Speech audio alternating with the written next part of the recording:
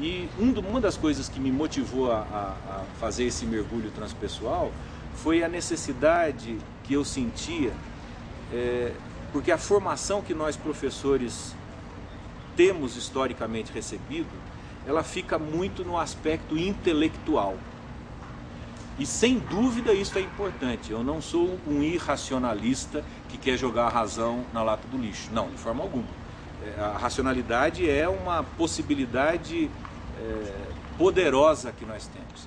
Mas ela não é suficiente para dar conta da complexidade que é a realidade nossa de seres humanos, do mundo natural, desse universo todo, desse cosmos todo. E que vários caminhos precisam ir sendo construídos no sentido de construir respostas que sejam adequadas às nossas necessidades. Então eu sentia isso nos professores e sentia, portanto, que trabalhar a intuição, trabalhar a sensibilidade com o corpo, trabalhar uma dimensão da espiritualidade, não no sentido necessariamente religioso de instituições religiosas, mas no sentido dele poder trabalhar sentido para a vida, porque se ele entra em sala de aula para trabalhar com os alunos, tem uma questão de sentido que perpassa isso tudo. E se ele não experimentou isso, se ele não pensou nisso, se ele não problematizou isto, ele terá dificuldades para trabalhar o conteúdo específico da disciplina dele. Então era uma leitura que eu fazia e eu fui buscar a construção de uma proposta educativa que cuidava da inteireza por conta disso. Então, junto com o Groff, tem dois autores que para mim me auxiliaram muito nisso, embora eu não diga isto, pelo menos de um deles, com todas as letras na minha tese de doutorado. Um é o Edgar Morin, que vem trabalhando essa noção de complexidade, e isso para mim foi um marco. Eu aprendi uma definição de ser humano que diz que o homem é um animal racional. E eu aprendi a dar aula para animal racional, aprendi a fazer prova para animal racional, cuidar da disciplina do animal racional, quando eu estava me formando para ser professor. Quando eu cheguei na sala de aula, eu encontrei mais do que um animal racional. E o Edgar Morin que me ajudou a entender isso, quando ele diz assim: nós somos seres infantis, neuróticos, delirantes e também racionais. Isso quer dizer que eu não vou para a minha sala de aula para encontrar animais racionais apenas. Eu vou para encontrar seres humanos complexos, sendo eu também isso. Mas precisava entender melhor qual é esta complexidade. Aí um dos autores que me ajudou muito nisso foi Paulo Freire. Paulo Freire e a noção para mim fantástica que ele traz do nosso inacabamento.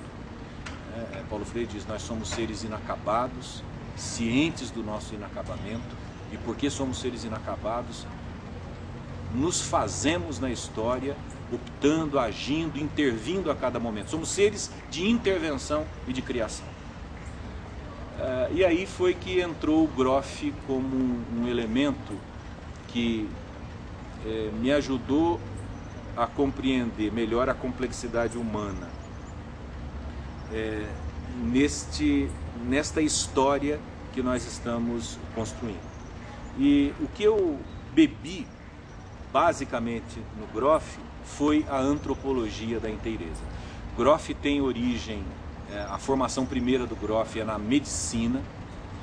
Ele fez a formação médica tradicional, depois ele fez a formação tradicional em psicanálise, e há um fato na vida dele que no final dos anos 40, começo da década de 1950, quando o LSD foi produzido, uma amostra do LSD cai nas mãos de Groff como pesquisador, e ele começa a investigar isto, e muitas imagens vêm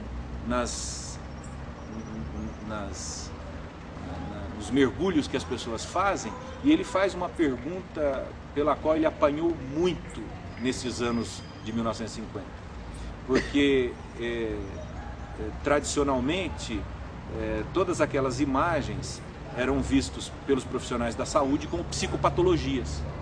E o Groff se perguntou assim: bom, será que isto tudo é psicopatologia?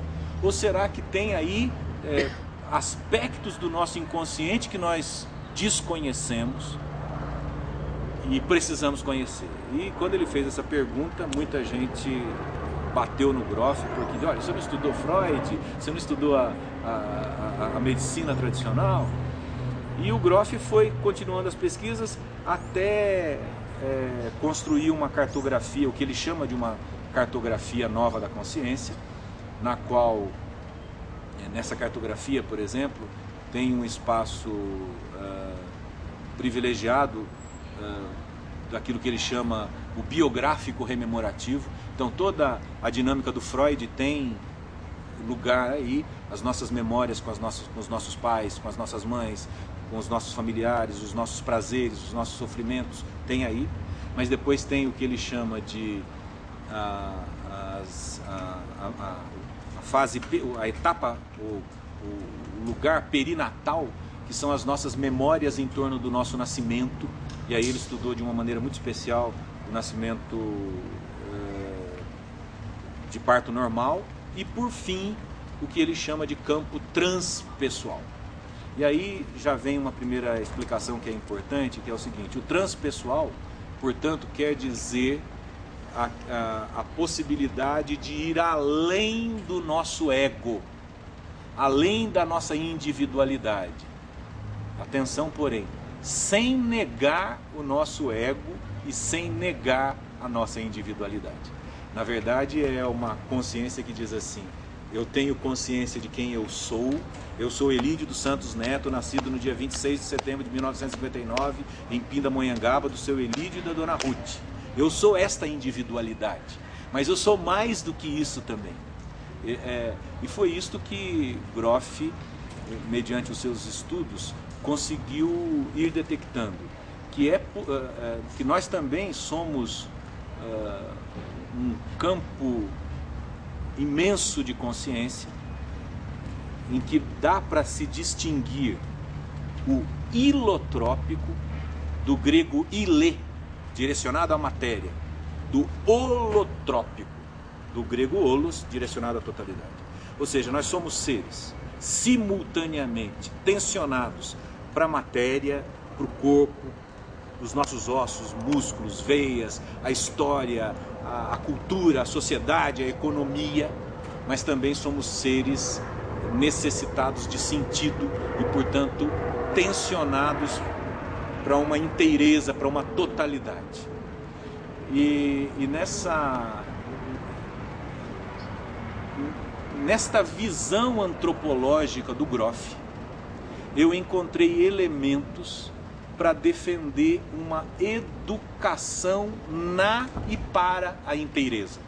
Uma educação que não esteja somente no intelectual, mas que não o desconsidere. Uma educação que esteja atenta e cuidadosa à nossa realidade objetiva, ao nosso mundo histórico, ao mundo material. Portanto, eu preciso conhecer sim a política, a ideologia, a luta de classes, os diversos interesses, mas preciso também conhecer as subjetividades dos sujeitos que constroem esta realidade toda e que tem raízes sociais, mas nós temos também a possibilidade de raízes cósmicas. E aí Groff agrega ao pensamento dele a contribuição de Jung, com o inconsciente coletivo, os arquétipos, e aí nós temos aqui um universo imenso, onde interioridade e exterioridade estão o tempo todo juntos, produzindo vida a favor de beleza, alegria, amor, justiça, enfim.